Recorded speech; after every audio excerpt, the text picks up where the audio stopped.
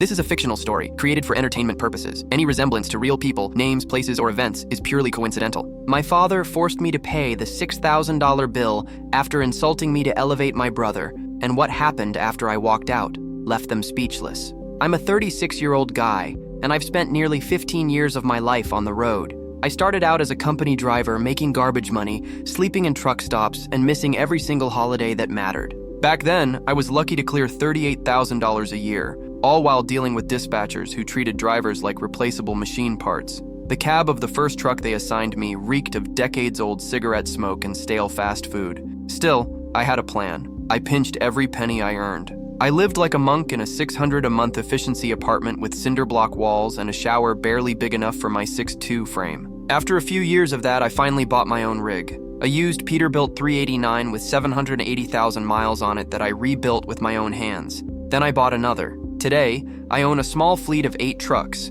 employ 12 drivers along with 3 office staff, and clear roughly $380,000 a year after expenses, fuel, maintenance, and payroll. Not bad for someone everyone labeled a dropout disappointment. My trucking business wasn't built overnight. I spent 5 years driving for other people before I saved the $45,000 down payment for my first used truck. I took night classes in business management at the local community college, though my family never seemed to notice or care. I studied profitable routes, specialized in refrigerated freight because it pays better, and built a reputation for being dependable and always on time. Eventually, I landed contracts with regional distributors who didn't want the hassle of maintaining fleets or managing drivers. My best friend Darren saw all of this coming from the very beginning, back when everyone else was laughing at my truck driver phase. He was the only one who understood. "These people don't get business," he'd say bluntly. "They think success only comes with a framed diploma on the wall." Darren owns an auto repair shop across town and has the subtlety of a sledgehammer,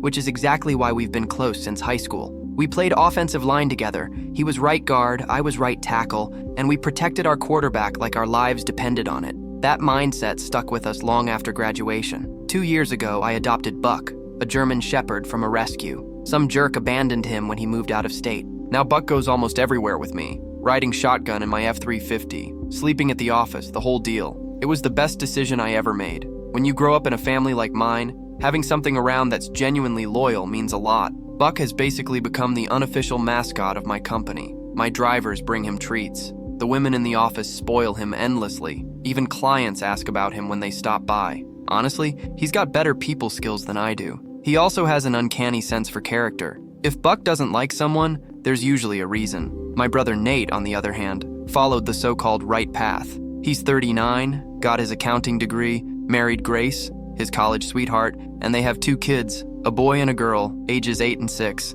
Picture perfect American dream, right? Nate makes about $90,000 a year working for some corporate firm downtown. He lives in a 4,000 square foot house in the suburbs with a $2,800 monthly mortgage, drives a leased BMW 5 Series he can barely afford, and carries roughly $40,000 in credit card debt he never talks about. Dad thinks Nate walks on water. Every Christmas, Nate puts on a big show about the family vacation they just took, or the new golf clubs he bought. What they don't mention is that I once saw his credit card statements when he left them on the kitchen counter during a visit. Minimum payments across the board. The guy is drowning financially, but keeps up appearances like his life depends on it. My parents are pieces of work themselves. Dad, a 63-year-old man, spent his entire career as a middle manager at a manufacturing plant, constantly whining about being passed over for promotions. His favorite line is, "I would have been vice president if it weren't for office politics." Sure, that had nothing to do with mediocre performance or his habit of taking credit for other people's work.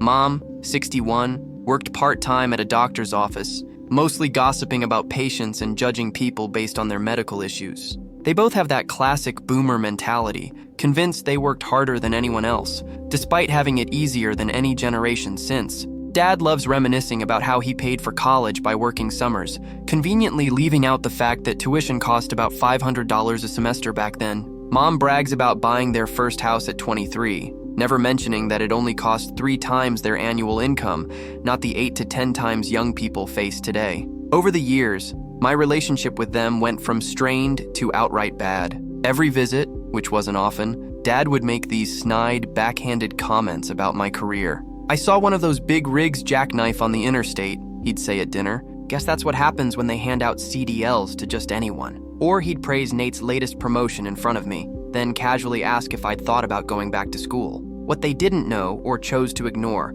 was that while Nate lived paycheck to paycheck in his oversized McMansion, I was quietly building something real and substantial. My fleet pulls in about $1.8 million in gross revenue every year. I've secured commercial contracts with 3 major distributors, built a small real estate portfolio with 4 rental properties generating $5,700 a month in passive income, and I've got a 7-figure investment account I started building years ago. None of that ever came up in family conversations. As far as they were concerned, I was still the screw-up who never finished college. The only one who seemed to notice the cracks forming in Nate's perfect life was his wife, Grace.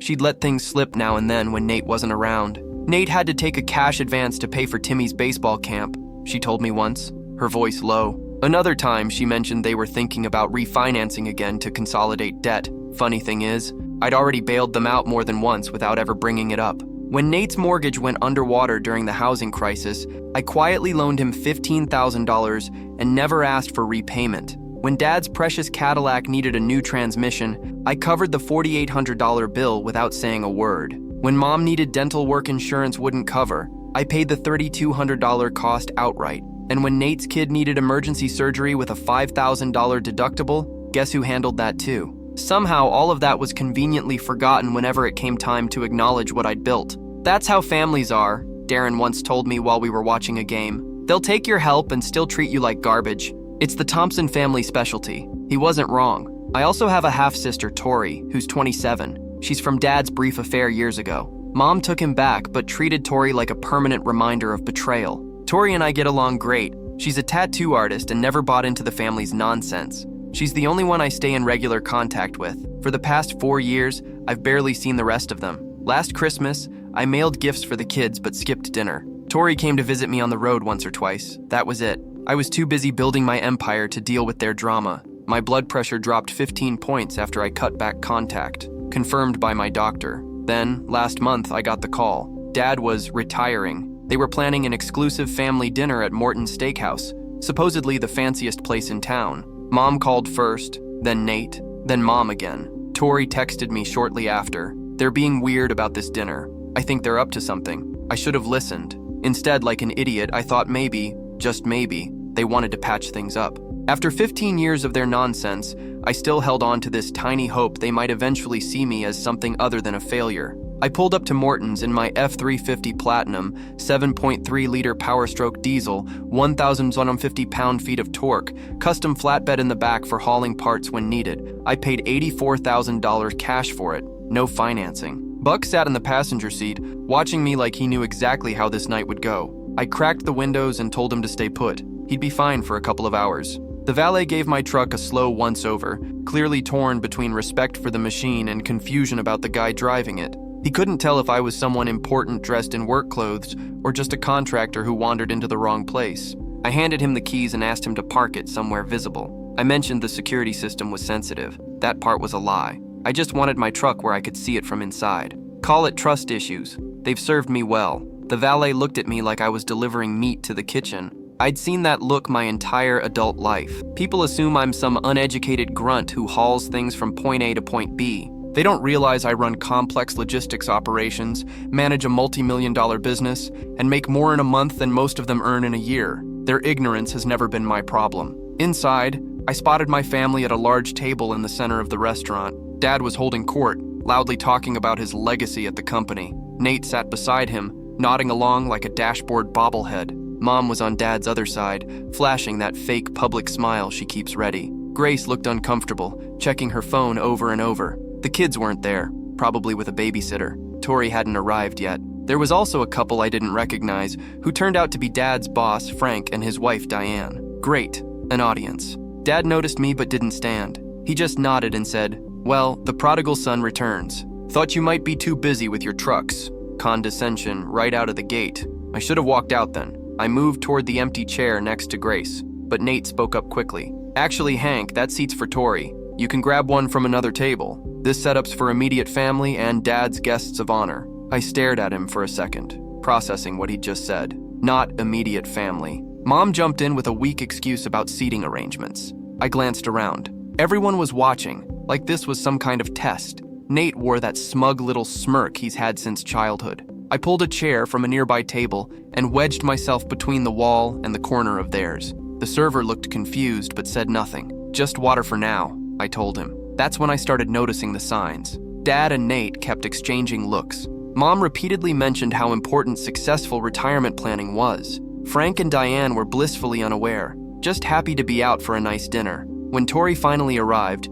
she took one look at the setup, raised an eyebrow at me sitting off to the side, and immediately understood. "This feels like a setup," she whispered when she hugged me. "Yep," I murmured back. "Let's see how it plays out." Tori took her seat, though it was obvious no one had actually saved a place for her until I tried to sit there earlier. Another small tell. Then the ordering began. Dad went first, making sure everyone heard him as he announced the tomahawk ribeye, $165. Nate and Mom followed with equally expensive choices. When Nate added the lobster tail and black truffle butter, Grace visibly flinched. She silently mouthed something that looked a lot like, "We can't afford this." Frank and Diane ordered the surf and turf. Mom insisted, loudly, that we needed appetizers for the table too. I did the math in my head. They were already well past $2,000, and the night was just getting started. As the food arrived and drinks kept flowing, the pattern became clearer. Every few minutes, someone would drop a comment about my trucking business or casually probe my finances. "Fuel must be killing you these days," Nate said at one point. "What is it now? $5 a gallon?" "About that," I replied, leaving out the fact that I had bulk fuel contracts with 3 suppliers that kept my costs 22% below retail, plus a fleet card that kicked back another 5%. "Hank's probably doing better than you think," Tori started to say. "Oh, I'm sure he's fine," Mom cut in quickly. "Though it must be hard living in that tiny apartment." I nearly laughed. I hadn't lived in an apartment in years. I owned a house outright on 5 acres outside the city, Ford $10,000, paid in cash 2 years earlier, 3-car garage, home gym, workshop where I restored vintage motorcycles. My weekend car, a 2023 Corvette Z06, sat parked next to my truck. I'd bought it as a reward after landing a major contract. I was currently finishing up a 1978 Harley shovelhead restoration. But sure, tiny apartment. They wouldn't know any of that. None of them had ever visited. When the dessert menus came out, Dad leaned back in his chair, clearly drunk, and announced, "Let's go all out. One of everything for the table." The server smiled and hurried off. That's when Nate turned toward me, lowering his voice like he was being discreet. "Oh, by the way, Hank, we figured since you missed so many family events over the years, you'd want to handle the bill tonight. Kind of a makeup gift for Dad's retirement. We already told the server." And there it was, the real reason for the invitation. After all these years of wondering if I was the problem, that moment answered everything. They didn't see me as family. They saw me as a wallet. 3 hours and more drinks than I could count later, the server returned with a black leather folder. Without hesitation, he placed it directly in front of me. "Whenever you're ready, sir," he said pleasantly. The table went silent. Even Frank and Diane seemed to realize something was wrong. Dad stared at me expectantly, one eyebrow raised. Mom wore that tight smile she used when pretending everything was fine. Nate was openly smirking. I opened the folder. $5,850.76, nearly $6,000 for one dinner. For perspective, that amount could buy a full set of Michelin X-Line Energy Z tires for multiple trucks in my fleet. It's also what one of my trucks grosses on a strong 3-day haul from Chicago to Dallas. About 60 hours of work, 900 miles of wear, fuel, insurance, payroll, and maintenance. They burned that on a single meal. I closed the folder and set it back on the table without saying a word. The silence stretched. "Well?" Dad finally said. "Are you going to take care of that or what?" I looked around the table. "Did anyone here actually ask if I was willing to pay for dinner tonight?" Nate scoffed. "Don't be difficult. We all know you've got money. Those trucks must bring in something." "So, because I have money," I said calmly, "money I earned by busting my ass for 15 years in a job you all look down on, I'm automatically responsible for a $6,000 bill I never agreed to?" Mom leaned forward. "Hank, this is your father's retirement dinner. Don't make a scene." "I'm not making a scene," I replied. "I'm asking a simple question. When exactly did I agree to pay?" Dad's face reddened. "This is ridiculous. Just pay the damn bill so we can go home." I picked up the folder again, looked at it for a moment, then set it down in front of him. "No." The word landed like a bomb. Dad's mouth fell open. "What did you just say?" I said no. "I'm not paying for this." "You can't be serious," Nate snapped. "This arrangement," I said evenly, "is one none of you bothered to discuss with me. You just assumed, like you always do." Frank cleared his throat. "Perhaps Diane and I should cover our portion." "No," Dad said quickly. "This isn't about you. My son is just being difficult." I leaned back. "I'm not being difficult. I'm setting a boundary, something I should have done years ago. Tori hid a smile behind her hand. Grace stared at her plate like it might swallow her. Mom's voice dropped into that sharp whisper she used when she was furious. Hank James Thompson, you will pay this bill right now after everything we've done for you. That's when I laughed, out loud. After everything you've done for me, let's review. You belittled my career for 15 years, I continued evenly. You excluded me from family events. You never once visited my business or my home. Dad, you told your golf buddies I was between jobs while I was building a $1 million company. None of you, except Tori, even knows what my company actually does or how successful it's become. Dad tried to interrupt, but I held up my hand. No, I'm not finished. You know what real retirement planning looks like? I went on. It looks like the diversified portfolio I started building when I was 25. It looks like living below your means and investing the difference. Not blowing $6,000 on dinner and expecting someone else to foot the bill. I pulled out my wallet, placed $40 on the table for my water and tip, and stood up. Hank, Mom called after me. You can't just leave. I turned back once. Watch me. The looks on their faces were priceless. Nate looked like he'd been slapped. Dad was turning purple. Mom had gone full shocked Victorian lady. As I walked out, I saw the manager heading toward their table. Things were about to get even more uncomfortable for them. I had made it halfway to my truck when I heard hurried footsteps behind me. Grace caught up, looking panicked. Hank, please, she said, out of breath. They really can't cover this. That stopped me cold. What do you mean? She nodded miserably. Nate's been laid off for 3 months. He hasn't told anyone. I stared at her. What? The credit cards are maxed out. We're behind on the mortgage. Your parents aren't in good shape either. Your dad's retirement package wasn't what he expected.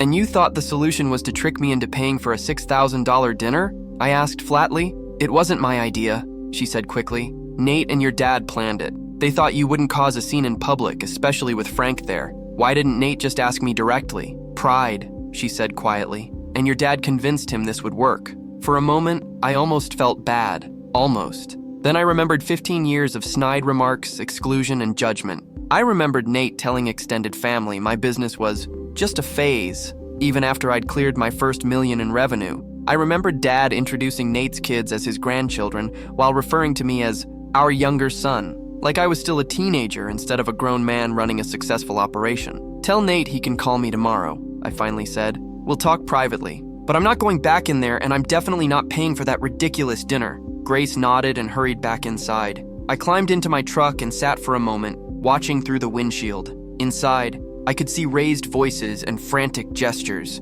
Frank and Diane were pulling out their wallets, clearly offering what they could. Buck perked up when I settled into the seat, his tail thumping lightly. At least someone was happy to see me. The server hovered nearby, looking increasingly anxious. The manager had joined him. I could practically hear the conversation. Your son said he'd pay. Well, he clearly isn't. This is unacceptable, sir. Someone needs to settle the bill. I started the engine and drove away. My phone began lighting up almost immediately with calls and texts demanding I come back. I turned it off and just drove, feeling lighter than I had in years. Driving has always calmed me. There's something about the open road that clears my head and puts things into perspective. That's why I fell in love with trucking in the first place. Even when the pay was awful and the hours were brutal, you had time to think. And what I thought about that night was why I'd ever expected anything different from them. They had shown me who they were again and again. It was time I finally believed them. The next morning, I powered my phone back on. 17 missed calls, nearly 30 texts. Most were from my family. One message stood out, though. It was from Frank, Dad's boss.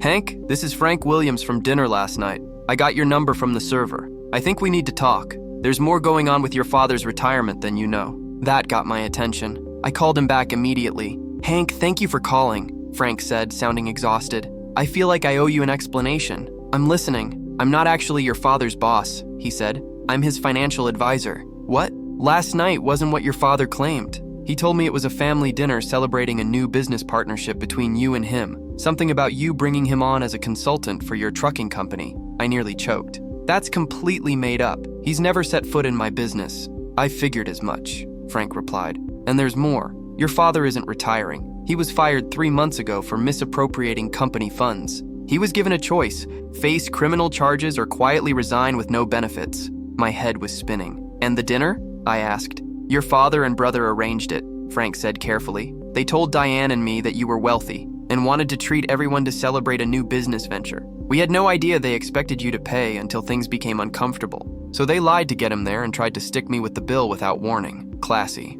Frank hesitated, then cleared his throat. There's more you should know. Your father's been making questionable financial decisions for years. He's essentially broke. There's a second mortgage on the house. His 401k is drained. Credit card debt is significant. He's been telling people everything is fine, but it's not. I thanked Frank for being honest and hung up, then immediately called Tori. Did you know Dad got fired? I asked when she answered. What? She said, genuinely shocked. I thought he was retiring. That's what he told everyone. That explains why Mom and Dad have been selling stuff on Facebook Marketplace, she said slowly. What kind of stuff? Mom's jewelry, the riding mower, Dad's golf clubs. I thought they were downsizing. The more I dug, the uglier it got. Nate hadn't just been laid off, he'd been fired for falsifying expense reports. Dad had already blown through his retirement savings. Mom had been telling people I'd promised to take care of them in their retirement. Pure fiction. They'd lived beyond their means for years, convinced they could eventually guilt me into bailing them out. That dinner at Morton's was their first attempt to tap the Bank of Hank. That afternoon, I called Darren while throwing a tennis ball for Buck in the backyard. You've got to be kidding me, Darren said. So let me get this straight. They treat you like trash for 15 years, then expect you to cover everything when their financial house of cards collapses? Pretty much. Classic Thompson family nonsense, he said. Darren's been my reality check since high school. When I was thinking about buying my first truck, he sat me down with a calculator and walked me through the numbers. When I hired my first employee, he helped me understand the true cost beyond just a paycheck. When I dated that woman who keyed my car after 3 weeks, he was the one who said, I told you she was crazy, you just had to learn the hard way. So when Darren predicted my family would come crawling back with their hands out, I knew it was only a matter of time. 3 days after the disaster at Morton's, I got a text from Dad. We need to talk. Family meeting at our house tomorrow at 6 a.m. No apology, no acknowledgement of what happened, just a demand, like I was still a kid who could be summoned. I showed up on time, pulling into their driveway in my truck. Buck sat alert in the passenger seat.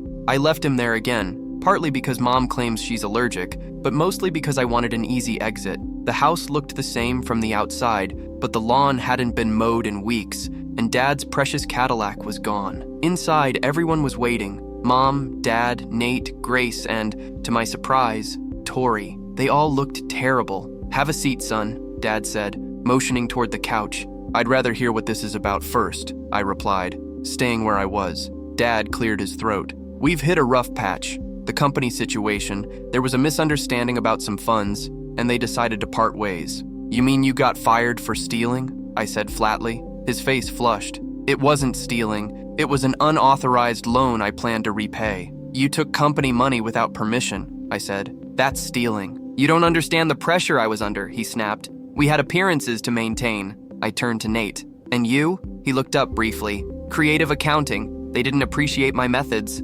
Creative accounting? I repeated. So, fraud. He didn't deny it. So now what? I asked, already knowing the answer. Mom jumped in. As a family, we thought we could help each other until things stabilize. The dinner was a test, Dad admitted. We needed to see if you'd step up when it mattered. I let out a short laugh, a test I apparently failed. This isn't funny, Mom snapped. We're about to lose the house. Nate's family might have to move in with us. We need help. I looked around the room. Let me get this straight. You spent my entire adult life mocking me for being a truck driver. You excluded me, judged me, treated me like nothing. And now that you've wrecked your lives, you expect me to fix it. You're doing well, Dad argued weakly. Those trucks of yours must be worth something. They are, I said calmly. And I built all of it despite you, not because of you. Tori finally spoke up. They asked me to talk to you too, Hank. I told them they were crazy, but they wouldn't listen. I turned to her. It's okay, Tori. This isn't on you. Then I faced the rest of them. Here's what's going to happen. I'm not giving you money so you can keep pretending everything's fine. I'm not funding the lifestyle you think you deserve. Nate looked tense. Then what are you offering? I'll offer you a job, I said. His head snapped up. A job doing what? Driving one of my trucks. The silence was crushing. You want me to be a truck driver? Nate finally asked, disgust obvious in his voice. Yes, I said evenly. Starting salary is $75,000 a year plus benefits, full health insurance, a $50,000 life insurance policy, 401k with a 3% match. That's humiliating, Dad barked. No, I replied. It's honest work, the same work you've looked down on for years. I could see Nate doing the math in his head. 75 grand wasn't his old 90, but it was better than unemployment. Still, It meant working for his younger brother in a job he'd mocked his whole life. Dad stood up, face flushed. "So this is your idea of help? Humiliating your brother? This is my idea of accountability," I said. "Something this family could have used a long time ago." Mom started crying. "After everything we've done for you." "That's the second time you've said that," I interrupted. "And I'm still waiting to hear what you've actually done for me besides make me feel worthless." No one answered. I reached into my pocket and pulled out a folded document. "By the way, I paid the dinner bill at Morton's." Their faces lit up instantly, until I continued. "I filed it as a loan through my company's attorney." I handed the paper to Dad. $6,000 plus 8% interest, due in full within 24 months. Monthly payments, or Nate can work it off at $250 per payment. Dad's hands shook as he read it. "This has to be a joke." "It's a legally binding loan agreement," I said. "Paperwork's already been filed." "You can't be serious," Nate muttered. "Completely," I replied. "You wanted my money? Fine, but you're not getting it for free, and you're not getting it through manipulation." Grace looked like she might pass out. Nate clenched his jaw. Dad was turning purple again. Mom stood dramatically. "I can't believe I raised such a heartless son." "You raised someone who learned to take care of himself because nobody else would," I said quietly. "And someone who understands real work, not shortcuts and schemes." I turned to leave, then paused. "Nate, the job offer stands. It pays well. It's honest. If you're man enough to take it, call me." "And what if we don't repay the loan?" Dad called after me. I looked back once. "Then I take the house. It's listed as collateral in paragraph 3. It wasn't. Any halfway competent lawyer would have laughed it out of court. But watching the color drain from his face made the bluff worth it. Outside, Tori followed me. "That was brutal," she said, smiling, "but deserved." "So what now?" she asked. "You think Nate will take the job?" "Not a chance," I replied. "His pride won't allow it." Buck watched us from the truck window, head tilted. "At least you've got one loyal family member," Tori said, laughing. The next day, I went back to work like nothing had happened. I had 3 contract bids to review,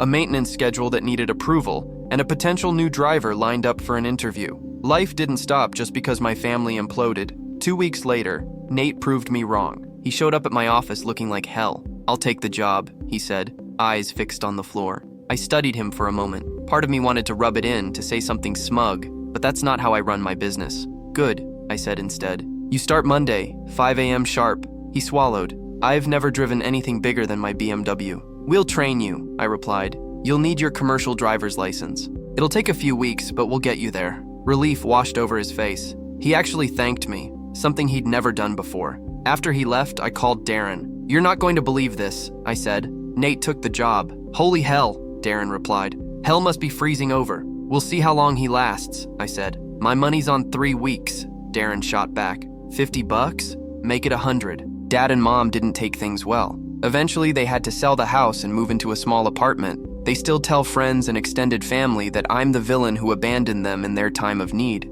I'm fine with that. You can't control the stories people tell when they need someone else to blame. The loan agreement was never enforced. I never filed it or collected a dime. That was never the point. The point was making it clear they couldn't manipulate me anymore. Nate lasted 3 months as a driver before quitting. I won the bet with Darren, but those 3 months changed him. He gained a real respect for what I do. After that, he landed an entry-level accounting job making about half of what he used to earn. Grace thanked me later for at least giving him the chance. She told me over coffee that he wasn't the same anymore, in a good way. Nate and I aren't close, but we're civil. He brings the kids over sometimes to swim in my pool and play with Buck. His son thinks my trucks are the coolest things on earth. Maybe someday I'll teach him how to drive one. Tori moved into my guest house for a while and opened her own tattoo shop with a small business loan I co-signed. She's thriving, booked solid 3 months out, building a name for herself with custom mechanical designs like the ones inked on my arm. She paid back the loan in full a year early. Mom still barely talks to me.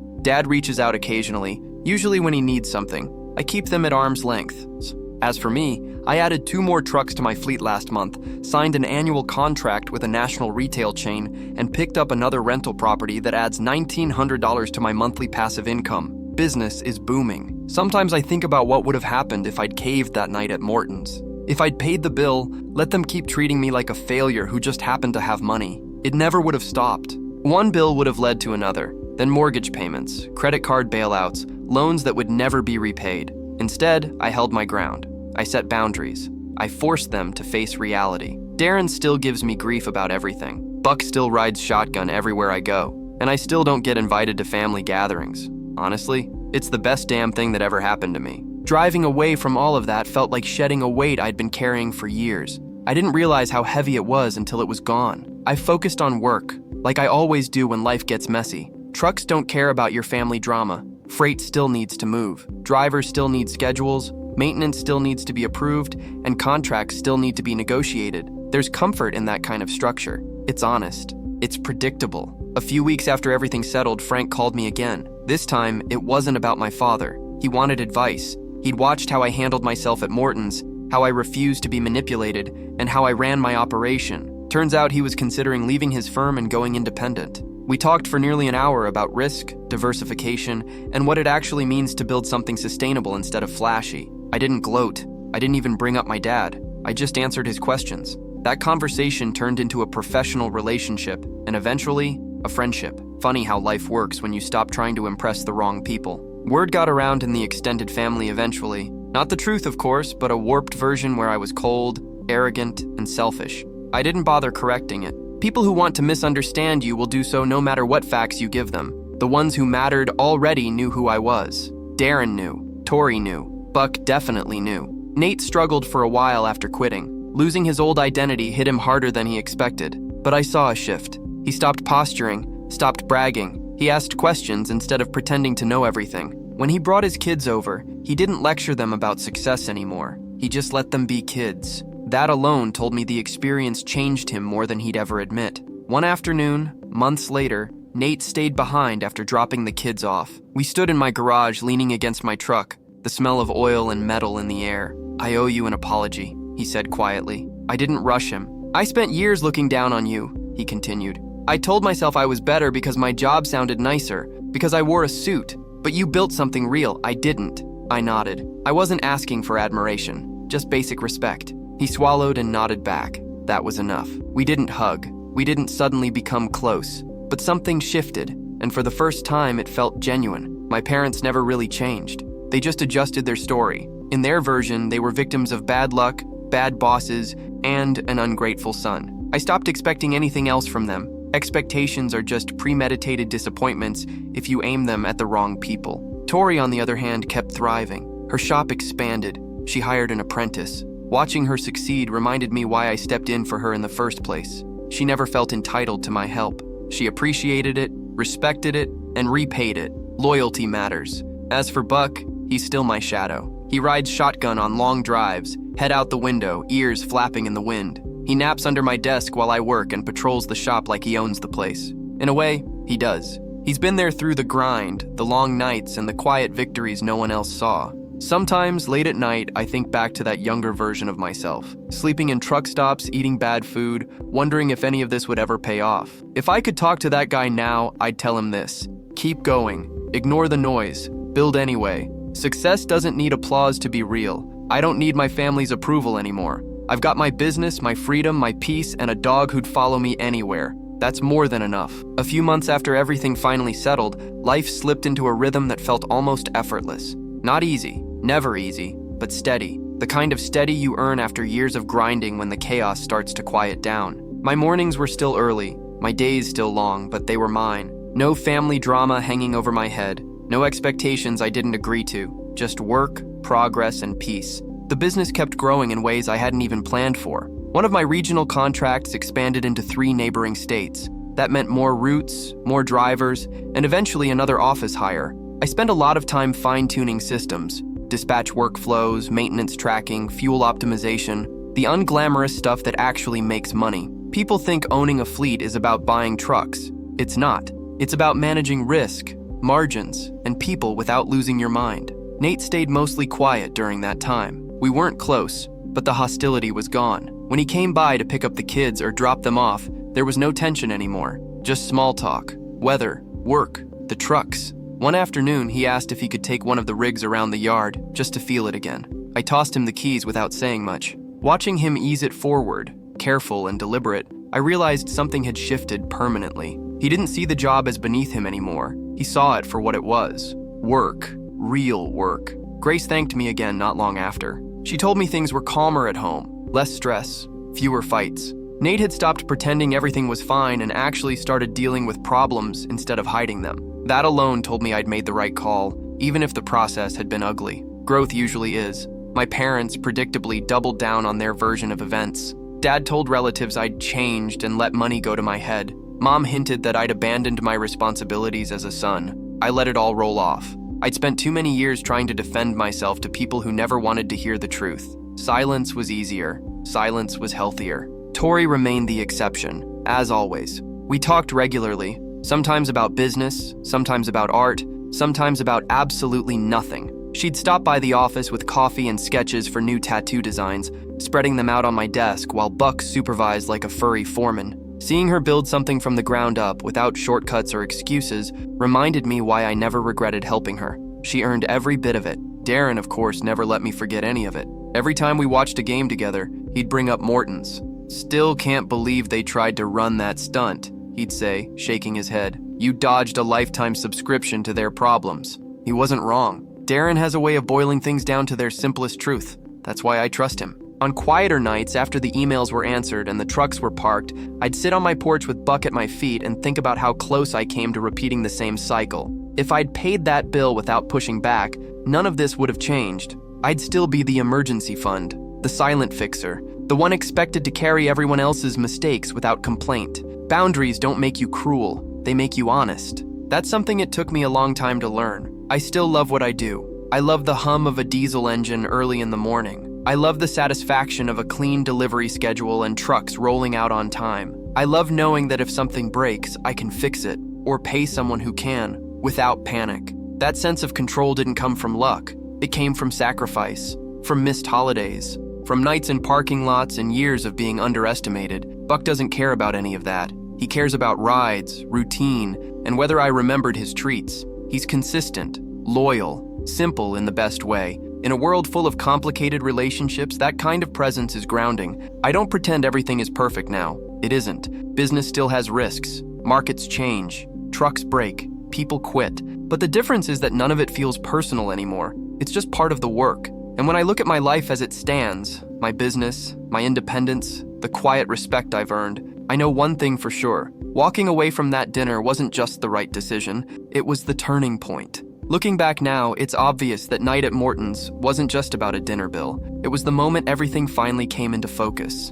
For years, I kept hoping that if I worked hard enough, proved myself enough, my family would eventually see me differently. That if I stacked enough success behind my name, the judgment would stop. What I finally learned is that some people don't want you to succeed. They want you to stay small so they can feel bigger. Once I accepted that, a strange sense of calm settled in. I stopped waiting for approval that was never coming. I stopped explaining myself. I stopped justifying my choices. The energy I'd wasted trying to be understood went right back into my business, my health, and my peace of mind. Funny how much lighter life gets when you stop carrying other people's expectations. My routine stayed simple. Early mornings, strong coffee, a quick walk with Buck before heading into the office or out to a yard. I still check in with my drivers personally when I can, not because I have to, but because I remember what it felt like to be invisible behind the wheel. Respect goes a long way in this industry. People stay loyal when they know you've done the job yourself.